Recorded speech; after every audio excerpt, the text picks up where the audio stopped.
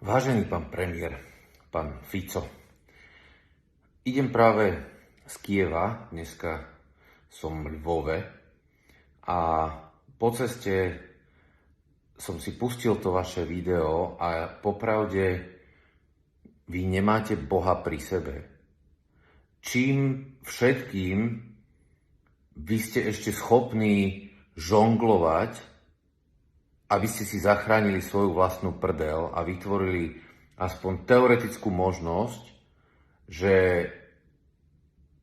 Peter Pellegrini sa dostane do prezidentského paláca. Viete, ja som v Kieve hovoril so zástupcami minimálne 3 európskych vlád, a aj s ľuďmi zo Spojených štátov. A hovoril som s 3 ministrami, teda 2 ministrami, 1 ministerkou ukrajinskej vlády. A všetko ľudia, ktorí veľmi dobre vedia, čo sa bude diať tento týždeň, alebo teda budúci týždeň v Paríži.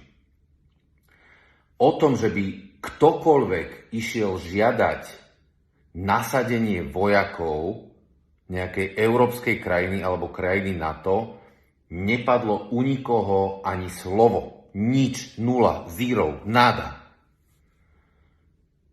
A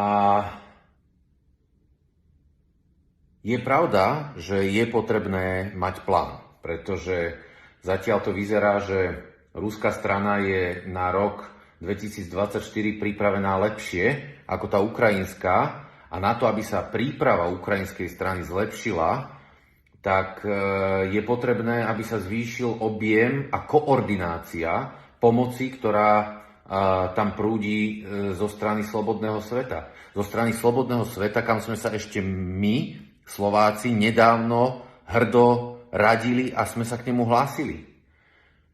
Čo sú to za halucinácie, ktoré vy rozprávate, pán premiér? A o tom, že by Európska únia podporovala zabíjanie Slovanov? Veď keď sa má to zabíjanie skončiť, tak je potrebná jediná vec. A to je, aby ruské sily odtiahli domov.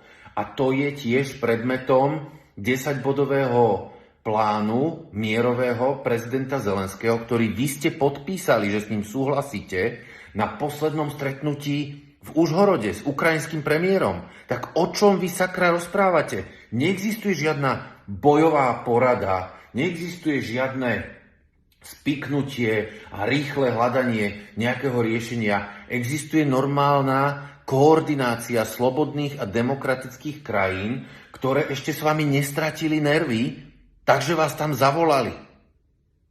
Ale keď sa budete takto správať, tak nie len, že vás tam prestanú volať, ale ešte aj všetky ostatné krajiny prestanú zdieľať napríklad tajné informácie s našimi tajnými službami. Všetky ostatné krajiny sa na nás vykašľú, keď budeme čokoľvek potrebovať, lebo na vás jednoducho nebude spoľah.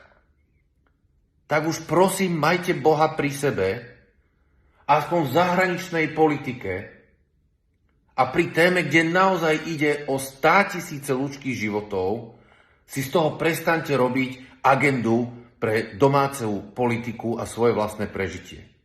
Pre Kristove rany.